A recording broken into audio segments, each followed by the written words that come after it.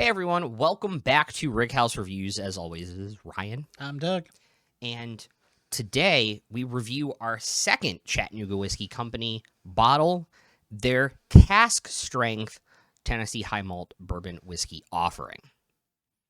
But before we get into that, if you guys want to help us out, exactly, hit the buttons down below, like, comment, subscribe, ring that bell, hit that share button, send it to all your bourbon lovers. It really does help us out here. So with that, 111 proof cask strength Chattanooga whiskey, bourbon whiskey. There you go. Again, 25% high malt, 25% malted grains in it. This says 6 to 10 barrels, so a smaller batch. So maybe more variation, more differentials, but I'm ready to get into this. Sounds good to me. As always, we do our point score as aroma 25, flavor 30, finish 25, buy and recommend 10 apiece, and we'll go over those as we get closer to the end of the episode. And with that, salute as always. Yes. That nose is so much better. Than the younger guy? No, they're the same age. It's just lower proof. Oh. This has more like burnt sugar and oak going on. Oh, without a shadow of doubt. But you still can smell that it's a high malt bourbon. True.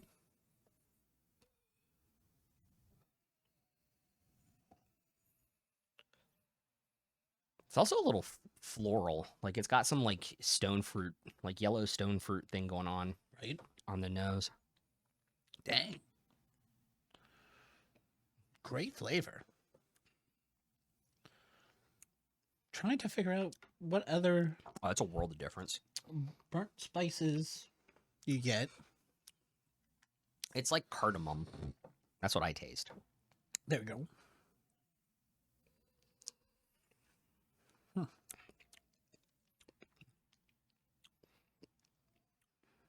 But it's got like a spring cherries, There burnt they are. sugar thing going on. Almost like a cherry jubilee with like back end. Yeah. It's like a cherries jubilee, but you burnt the sugar when you flambéed it. Yep. And There's just a little more of that burn. I am also surprised how much more oak this comes through with 10% difference on the proof. Or ABV in that case. Right. Oh, damn. It still has that malt thing going on, though. Mm-hmm. On the back half. I think I know my numbers. Do you? I think so. Okay.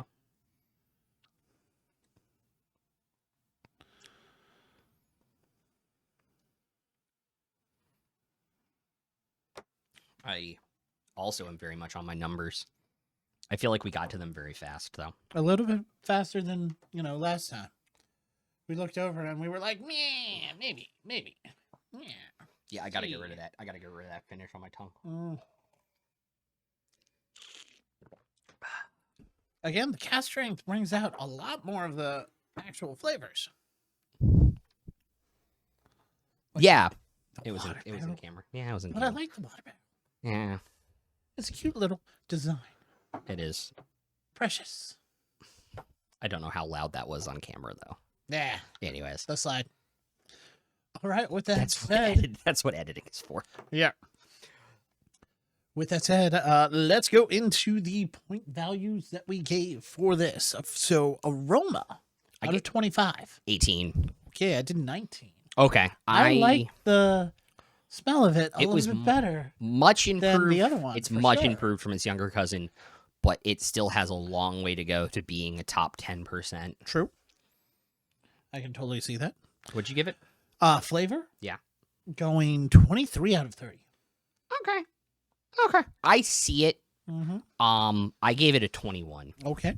I believe it. That second sip, the second and third sip had a little bit too much of the malt going on. Right. But that first sip I got was just like, yeah, it was cherries and burnt sugar, and it was like, okay, this is good. There we go. And then every other sip after it ruined it, so I knocked it off a couple points. But if that hadn't happened, I would have been right up there with you. The finish. I really liked it. But I gave it only a 19. I thought it had.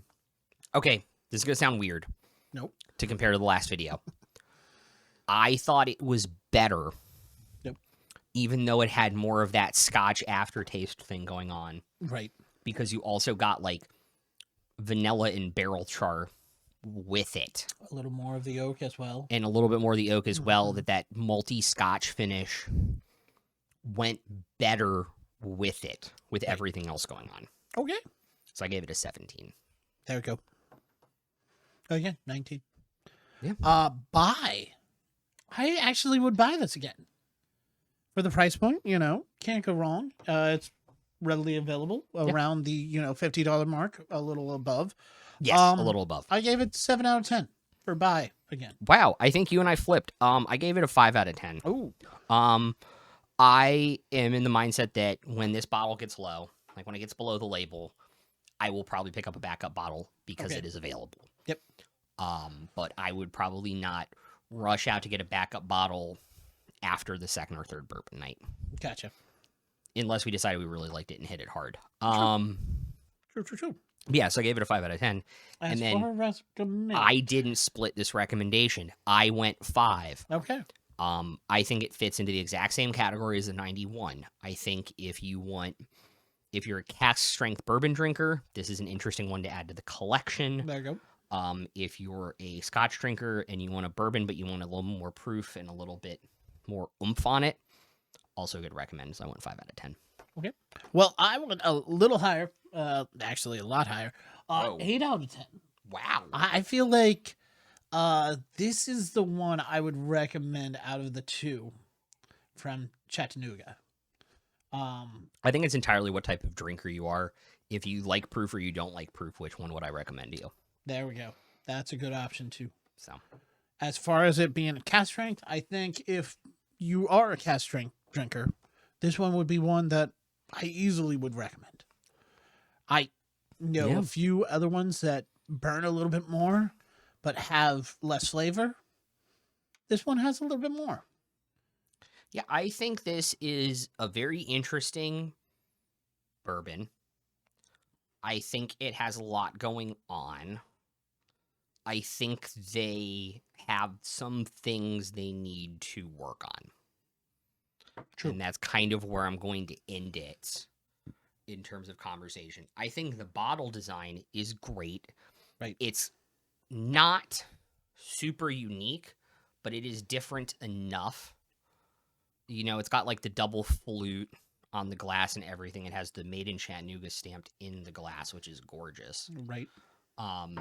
And it has obviously this wonderful wooden topper on it. Mm-hmm. And all the bottles have different color bands on them, so you can easily track them down, tell which one is which on your shelf, which I really enjoy. I think branding and everything keeps them up as a brand right now because yeah, it's good, but it's not great. But I'm excited to see what they do next too, to be totally fair. Even better. Because I know there were a couple I didn't get. Aha. But still out there waiting roaming. to be explored. With that said, please feel free to like, subscribe, comment below, give us some information. Let us know if you've had this. Yeah. If you did, let us know what you thought. Think? And of course, if you have any other suggestions, feel free. Drop those in the comments. Also, let your friends know about our channel. We really appreciate it. As far as this round goes, the Chattanooga Cask Strength 111 is going to have the point score right about here, around now. And we'll look forward to seeing you next time on Rickhouse Reviews. I'm Doug. I'm Ryan. And we'll see you next time.